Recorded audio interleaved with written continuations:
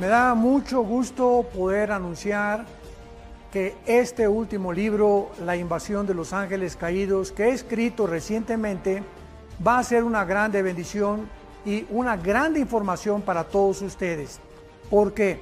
Porque tanto en los canales de televisión como en las series de Discovery Channel y National Geographic han tratado de investigar tanto dentro de la ingeniería, dentro de la investigación espacial, y dentro de todas estas áreas de las disciplinas que existen, qué fue lo que sucedió con las pirámides de Giza, las de Machu Picchu en Perú, las de Stonehenge en Inglaterra, las construcciones de los mayas que no tienen explicación para que hace 4000 años hayan podido ellos desarrollar el calendario solar que actualmente lo tenemos, y todas estas respuestas las pude concentrar en este libro, La invasión de los ángeles caídos, que podrán ustedes conseguir en Editorial Berea y también en Amazon y en todas las librerías cristianas.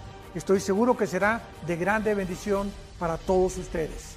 Me da mucho gusto comenzar una nueva serie titulada Las señales del fin, o también podríamos titularla Las señales de los últimos tiempos, porque no cabe duda que nos encontramos en un tiempo maravilloso donde están sucediendo y convergiendo demasiadas señales en el mundo que nos indican sin lugar a ninguna duda que verdaderamente nos encontramos ya no en los últimos tiempos, podría yo decir con toda seguridad en los últimos días.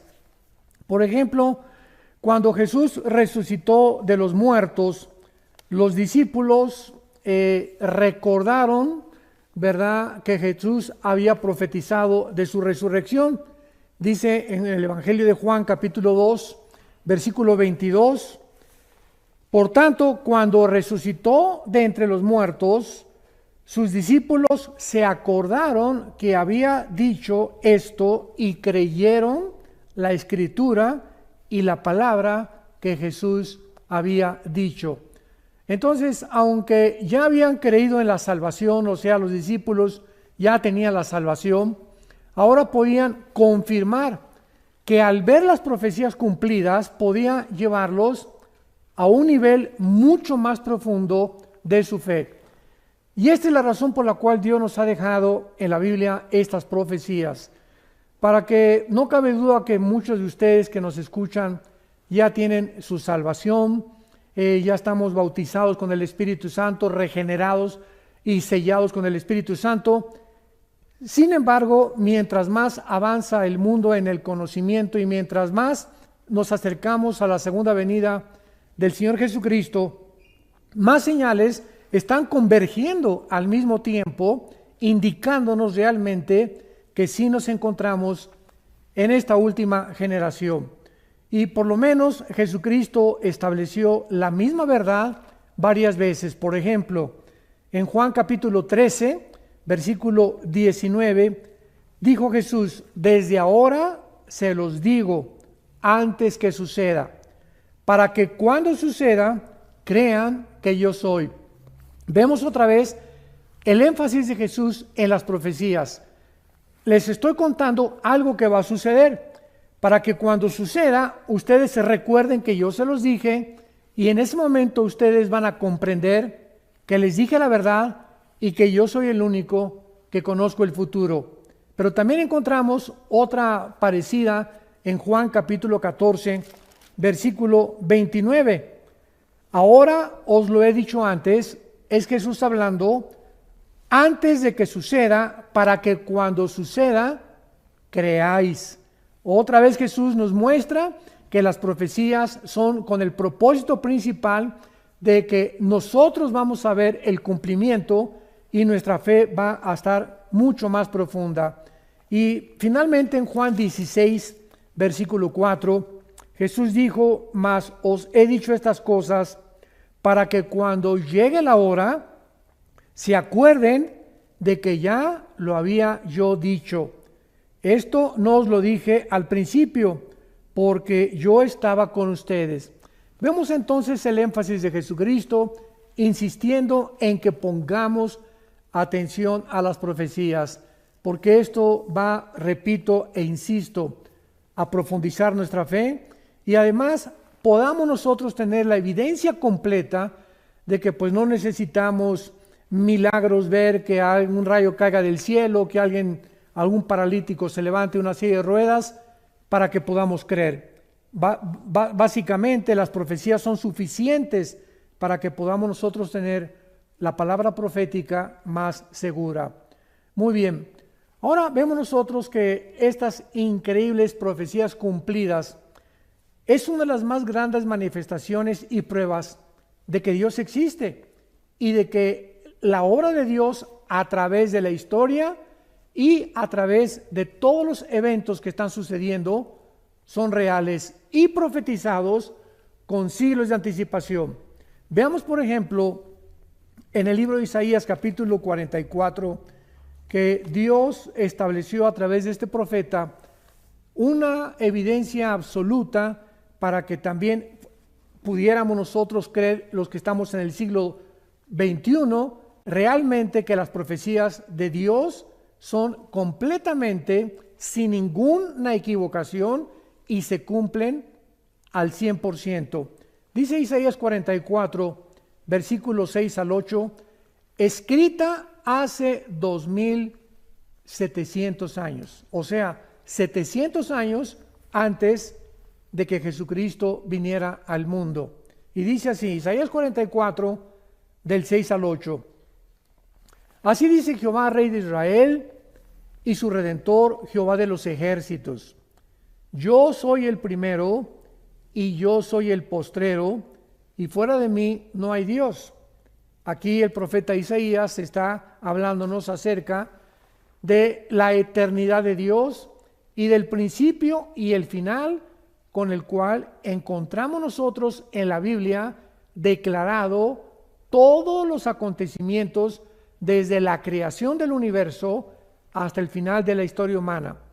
Cuando Dios dice, yo soy el primero, nos está mostrando que Él es el único que conoce el principio, porque la ciencia jamás podrá averiguar cuándo tuvo inicio el universo, cuál es el origen de la humanidad. Esto la ciencia nunca lo podrá comprobar, porque para que sea científico tiene que ser repetitivo. Entonces cuando Dios dice yo soy el primero, Él es el que puede en la Biblia mostrarnos cuál fue el inicio tanto de la creación del universo como también la creación de nosotros, de los ángeles y de todo lo que existe. Y cuando dice Dios, y yo al mismo tiempo soy el último o el postrero, ¿qué nos está queriendo decir? Que si Él es el primero y Él es el último, nosotros nos encontramos en medio. O sea, porque todavía no llegamos al final. Entonces, si nosotros estamos en medio y Él es el final y Él nos ha dicho a través de la historia de qué forma todos los eventos se han venido cumpliendo, tenemos la absoluta confianza de que podemos nosotros también saber que el final será como Dios lo profetizó en las Sagradas Escrituras y como Jesucristo y sus apóstoles lo profetizaron también. Pero el profeta Isaías continúa diciendo en el versículo 7, ¿quién proclamará lo venidero, lo declarará y lo pondrá en orden, delante de mí, como yo hago desde que establecí el pueblo antiguo? Anúncienle lo que viene y lo que está por venir. Aquí Dios está lanzando un interrogatorio, un cuestionamiento. Podría yo decirle que es como un desafío, como un reto. Y está preguntándoles a todos los falsos profetas que han surgido a través de la historia, ¿quién puede realmente proclamar el futuro con la exactitud del 100% de las profecías cumplidas como las que están en la Biblia? ¿Quién? Nadie en la historia. Que las profecías de Nostradamus y las profecías de Mahoma, etcétera, etcétera, nos damos cuenta que las de Nostradamus se cumplieron en un 30-40% y las otras 60-70% fracasaron.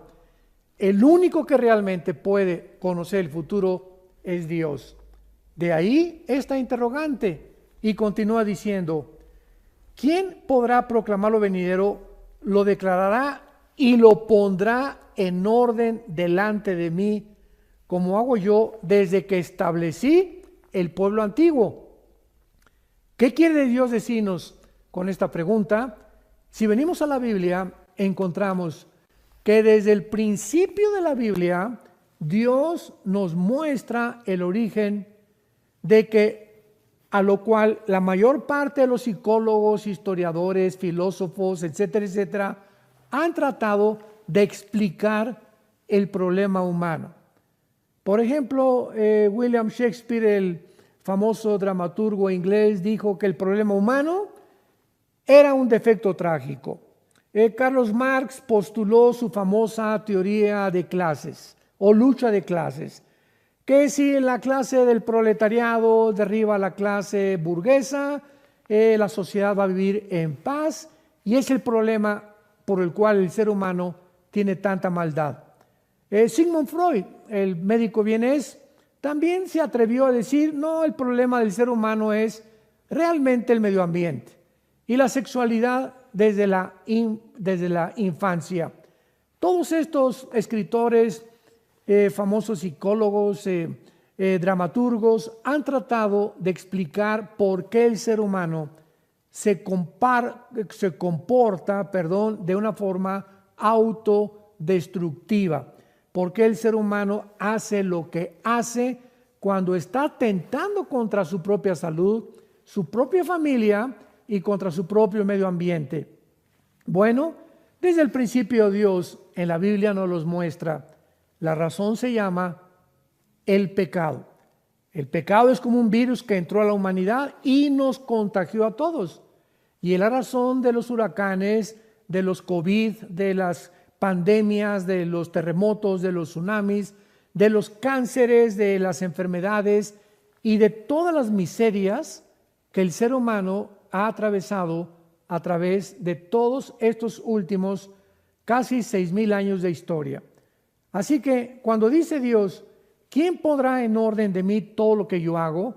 El orden de la Biblia es asombroso, es sobrenatural, porque de ahí en adelante vemos que Dios llama a Abraham y le da la profecía, en ti serán benditas todas las naciones, y vemos la semilla de Abraham genéticamente a través de todo el Antiguo Testamento, cómo llega hasta el nacimiento del Mesías prometido, Jesucristo.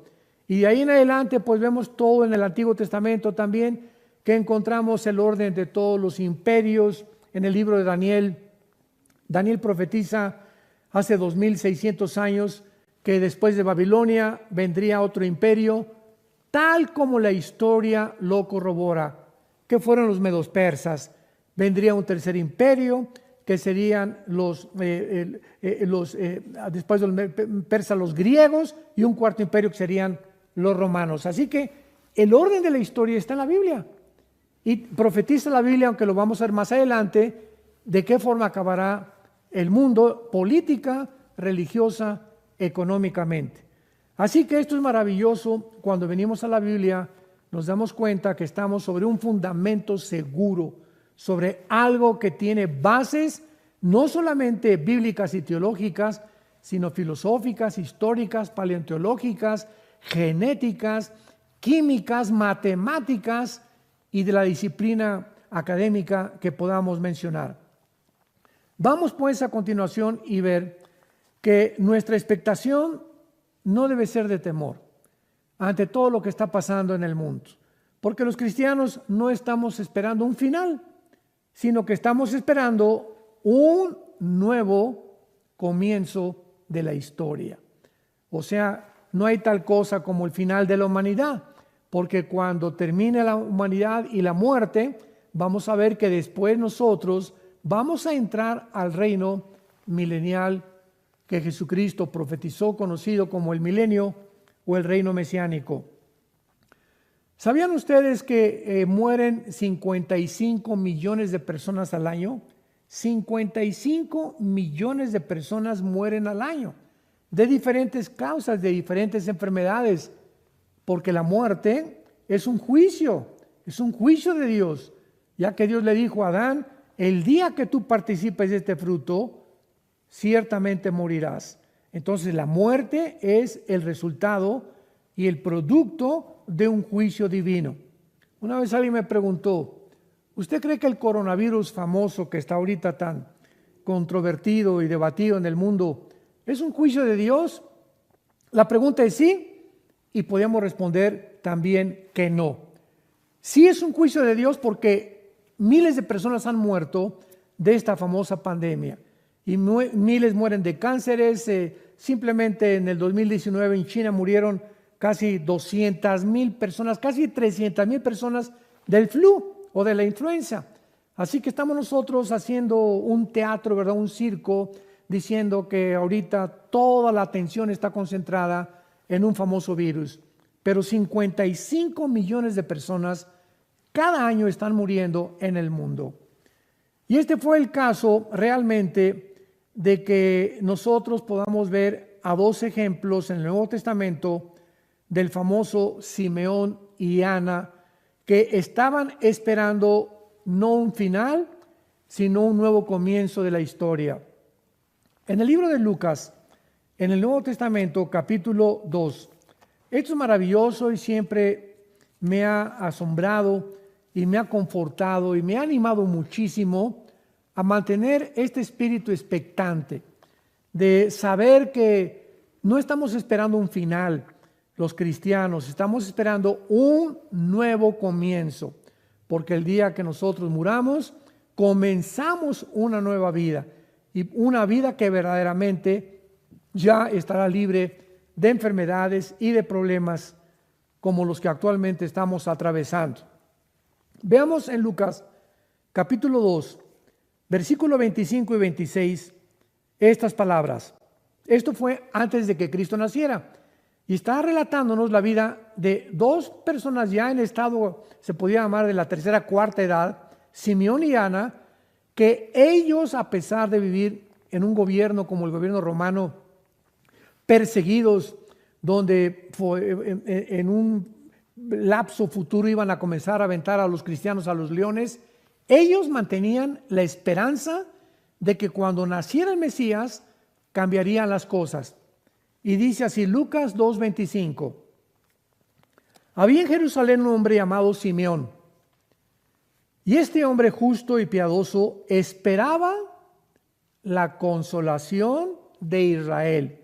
Este hombre, a través de todos los años que él vivió, tenía una esperanza, que cuando viniera el Mesías se cumplieran las profecías del Antiguo Testamento y él pudiera personalmente dar testimonio de que realmente su fe no había sido en vano.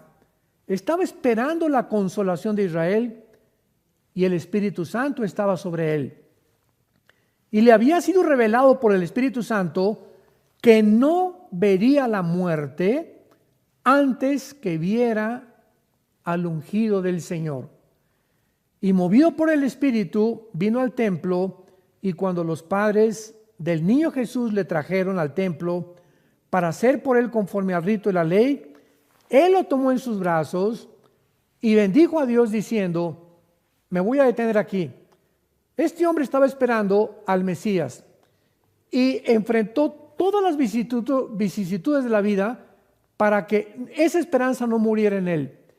Y el Espíritu Santo que estaba sobre él, porque era un hombre piadoso, porque sin fe es imposible agradar a Dios, le había prometido que él no iba a morir antes de que viera al Mesías.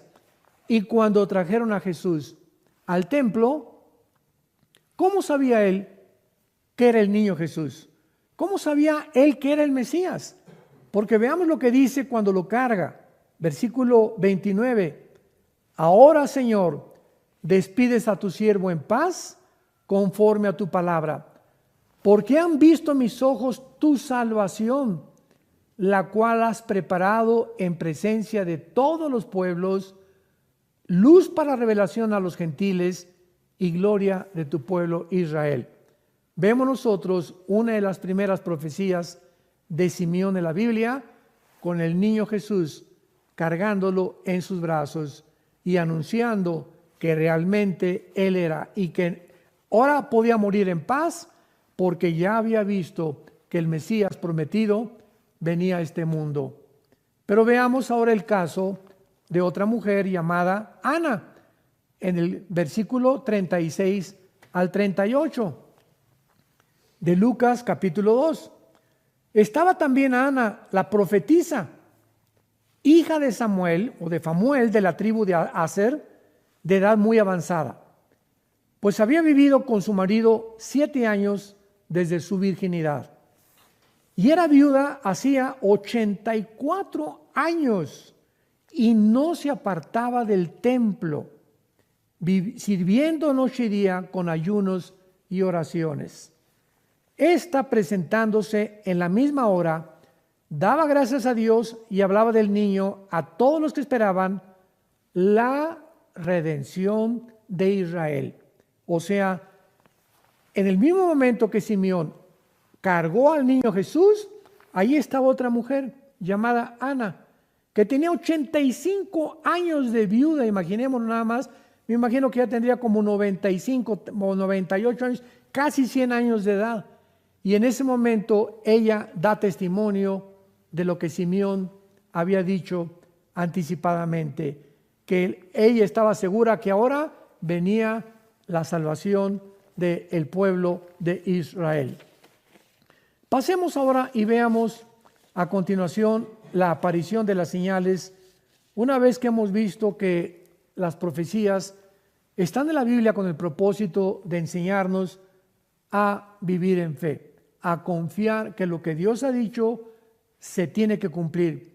Como dice en su segunda carta el apóstol Pedro, capítulo 1, tenemos también la palabra profética más segura, a la cual haríamos bien en estar atentos y más en este tiempo que vivimos, porque si tú te separas de la Biblia y tú te haces a un lado y comienzas a enfriarte, comienza a entrar la angustia, el temor, las dudas, la depresión, el estrés, porque separados de mí, separados de la Biblia, nada podemos hacer.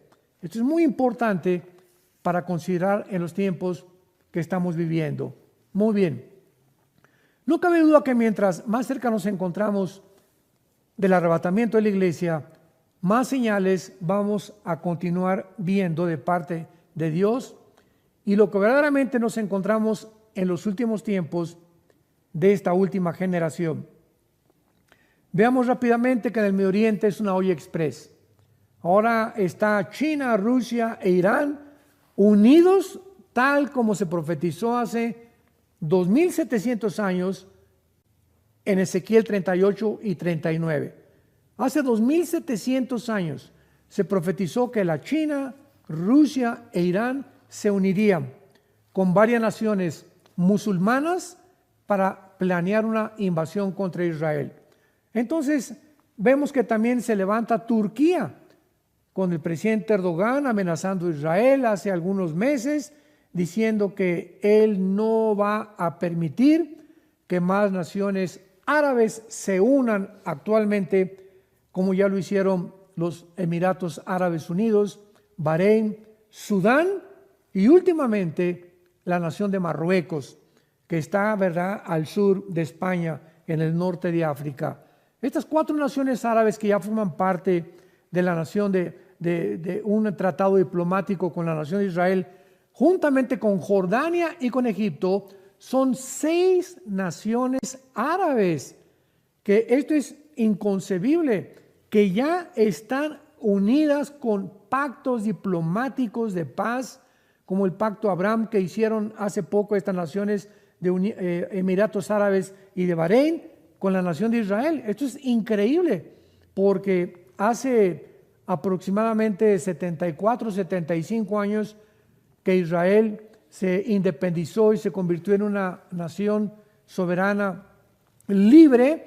Jamás había en la historia o jamás se había concebido que pudieran naciones árabes comenzar a unirse a Israel en pactos de paz.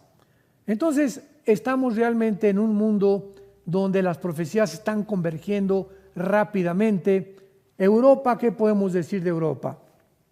1957 se firmó el famoso Tratado de Roma para que ya pudiera Europa considerar que se eliminaran las fronteras, los aranceles, que pudieran realmente eliminar también los impuestos y que pudieran tener un solo ejército, una sola moneda, un solo gobierno.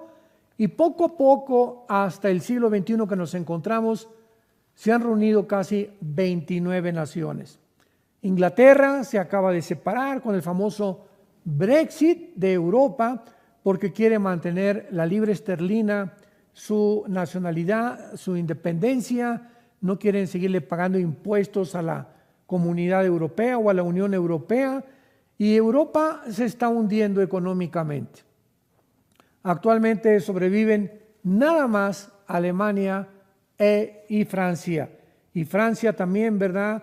Con grandes trabajos, agarrada de Alemania para no hundirse. Vemos el hundimiento de España, de Portugal, de Italia y de Grecia, donde estas cuatro naciones ya ni el Fondo Monetario Internacional ni el Banco Mundial ya pueden sostenerles ni ayudarles a poder levantarse. Y le agregamos el famoso coronavirus. Pues ahora con el coronavirus, pues ya es un confinamiento en España que ha llegado a un totalitarismo dictatorial, con unas arbitrariedades que están viendo ya casi en todas las naciones del mundo. Ahora vemos nosotros que las personas de edad, porque Europa es un continente de personas de la tercera, cuarta edad. La mayor parte de los europeos ya no quieren tener hijos. Entonces es un continente viejo. ¿Y qué va a pasar con este continente viejo? Ahora con el coronavirus, donde ya están muriendo todos los de la tercera, cuarta edad, y si no se están muriendo, los están matando, como lo hicieron en la Toscana, al norte de Italia, cuando comenzó esta pandemia. ¿Qué va a pasar? Bueno, es muy fácil de poder discernir. Saben ustedes que Grecia y Italia y algunas naciones como Alemania y Francia abrieron sus fronteras a todos los refugiados que venían del Medio Oriente. Todos los refugiados de Siria, de Irak, han entrado por Grecia, han entrado por Italia, han comenzado a entrar a todas las naciones. Simplemente hay más de 40, 50 mil refugiados en cada una de estas naciones que acabamos de mencionar. ¿Y qué va a suceder? Bueno, pues los musulmanes se reproducen al 7:1. ¿Qué quiero decir? Que por cada europeo que nace, nacen 7 musulmanes.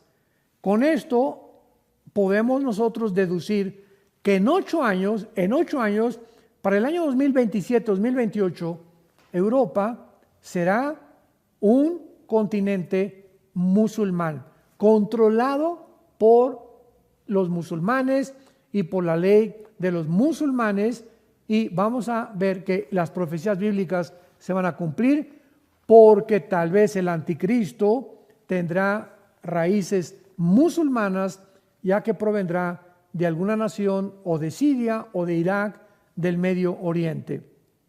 Este panorama, pues, general que acabo de compartir con ustedes nos abre un poco los ojos para darnos cuenta de qué forma está el mundo convergiendo a las señales de estas que vamos a comenzar a estudiar, pero tenemos que tener un panorama muy claro para poder saber que tenemos el tiempo límite, el tiempo contado, y que haríamos bien al darnos cuenta que el fin de todas las cosas se acerca, ser sobrios y velar en oración. Pero vamos a comenzar con el surgimiento del nuevo imperio romano como la primera señal que converge con el siglo XXI. Vamos a ver una señal que se mostró hace 2600 años con algo que está actualmente llevándose a cabo políticamente y religiosamente en el mundo. En el libro de Daniel, capítulo 2, Daniel hace 2600 años profetiza las naciones y los imperios que de una forma cronológica iban a surgir en el mundo antes de que Jesucristo regresara. Vuelvo a repetir, de una forma cronológica. Nos acordamos de la profecía de Isaías 44, que dice Dios: ¿quién pondrá en orden las cosas de la historia como lo hago yo desde que establecí el pueblo antiguo? Pues vamos a ver que Daniel nos complementa y nos demuestra que Dios es el Dios de la historia, el Dios del tiempo, el Dios de la Biblia. En el capítulo 2 del libro de Daniel, Daniel revela el sueño al rey Nabucodonosor. Y el rey Nabucodonosor había tenido un sueño de una gran estatua que estaba formada por la cabeza de oro, los brazos y el pecho de plata, el vientre de bronce, las piernas de hierro y los pies mezclados de hierro con barro. El rey Nabucodonosor no pudo interpretar este sueño. Estaba perturbadísimo. ¿Qué quería este sueño decir? Y le habló a los astrólogos, le habló a los magos, nadie pudo revelarle el sueño. Daniel se puso a orar, capítulo 2 de Daniel, y el Dios de la Biblia le revela a Daniel la revelación y le explica las siguientes palabras. La cabeza de oro es el imperio babilónico, donde Daniel se encontraba en ese momento sirviendo. El brazo y el pecho de plata es el reino de los medos y los persas, que vinieron exactamente después de el imperio babilónico. El vientre de bronce, le dice el ángel a Daniel, es el imperio que sigue, que de acuerdo a la historia fueron los medos y los persas. Y el cuarto imperio, que tenía las piernas de hierro, es el imperio romano, tal como la historia lo confirma y lo corrobora. En ese mismo orden aparecieron los últimos imperios de la antigüedad. Sin embargo, los pies de la estatua estaban mezclados de hierro con barro. Y en ese momento Dios le dice a Daniel y le revela que estos 10 dedos de la estatua del sueño que tuvo Nabucodonosor, escuchemos con mucha atención lo siguiente, revelan el último gobierno que aparecerá antes de que Jesucristo regrese. Pongamos atención, estos 10 dedos de la estatua es la revelación final de que antes de que Cristo venga se formarán 10 naciones. Los 10 dedos representan 10 gobiernos, que en el capítulo 7 representan 10 cuernos, y en el capítulo 17 del libro Apocalipsis, el Espíritu Santo revela y explica que los 10 cuernos son los 10 naciones que el anticristo comenzará a gobernar y a través de las cuales gobernará la mayor parte del mundo entero. Pero veamos con detalle esta profecía en Daniel 2, versículo 42 en adelante. Y por ser los dedos de los pies en parte de hierro y en parte de barro cocido, el reino será en parte fuerte y en parte frágil. Así como viste el hierro mezclado con barro, se mezclarán por medio de alianzas humanas, pero no se unirán el uno con el otro, como el hierro no se mezcla con el barro. Y en los días de estos reyes, pongamos mucha atención, en los días de estos reyes, el Dios del cielo levantará un reino que no será jamás destruido. En los días cuando se formen estas 10 naciones, estos 10 gobiernos, en esos días es cuando Cristo regresará al mundo. Y dice a continuación, un reino que no será destruido, ni será el reino dejado a otro pueblo. Desmenuzará y consumirá a todos estos reinos, pero él permanecerá para siempre. Y de la manera que viste que del monte fue cortada una piedra, no con mano, la cual desmenuzó, el hierro, el bronce, el barro, la plata y el oro, el gran Dios ha mostrado al rey lo que ha de acontecer en lo porvenir. Esta profecía está relacionada con el futuro de la humanidad, con los últimos tiempos, que somos los tiempos que nosotros estamos viviendo. Dios te ha revelado lo que ha de acontecer en lo porvenir, y el sueño es verdadero y fiel su interpretación. Actualmente, para entrar en materia, el mundo se dirige a lo que se conoce como el globalismo. La globalización es otra cosa, son dos términos completamente diferentes.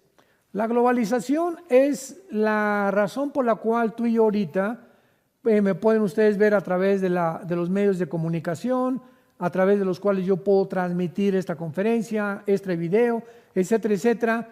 La forma como los satélites de comunicación han unido como una red, como una telaraña a todas las naciones, es al punto donde el mundo ha llegado gracias a la tecnología que tuvo su inicio en el siglo XX, en la década de los 70s, 80s. Eso es la globalización.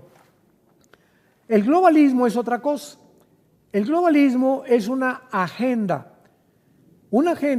que está manejada por un grupo de multimillonarios, una élite, que la forman los del club de Bilderberg, que algún día vamos a hablar de eso. Están detrás de esto un multimillonario llamado George Soros, David Rockefeller, Bill Gates, etcétera, etcétera. Y este grupo, esta élite, tienen como propósito principal quitar las fronteras del mundo, que ya se abran las fronteras a todo el mundo, que el mundo pueda llegar a ser gobernado por varias naciones. La Biblia dice que serán 10 naciones las que van a gobernar finalmente el mundo entero, que ya no haya leyes morales, que se permita el huracán que viene y el tsunami de inmoralidad, de la ideología de género, matrimonios gays, el movimiento LGTB, etcétera, etcétera.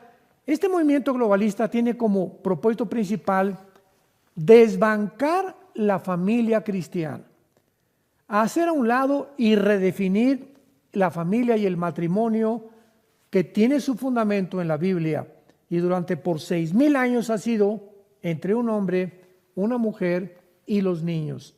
Entonces, esta agenda global le interesa desbancar las religiones, los valores morales, para que finalmente sea el Estado el que pueda controlar a los seres humanos. Y de esta forma, ¿verdad? Mientras más pobreza, cuando nuestra lealtad ya no es a Dios, ni tampoco a Jesucristo, entonces el Estado quiere que la lealtad sea al Estado. Y la religión impide que nosotros tengamos una lealtad total al Estado. Por eso es que tiene que eliminar de alguna forma nuestra lealtad a Dios y acabar con todo aquello que represente a Dios. Esto es interesante porque la Biblia así lo profetizó, que así terminaría el mundo, donde dice en la segunda carta a los tesalonicenses, capítulo 2, el apóstol Pablo, que el anticristo se hará Dios, se adjudicará el título de Dios, donde nadie más que Él gobernará y donde Él será el que controlará finalmente. Él resurgirá a Europa, Él traerá soluciones para el medio ambiente, para la pobreza, para los virus. Va a ser un genio, va a ser un hombre dotado de poderes extraordinarios, sobrenaturales, que vendrán del propio Satanás. Y ahí es precisamente donde nos encontramos y donde también en el próximo estudio vamos a continuar compartiendo con ustedes las señales de los últimos tiempos. Que Dios los bendiga y les esperamos para el próximo estudio.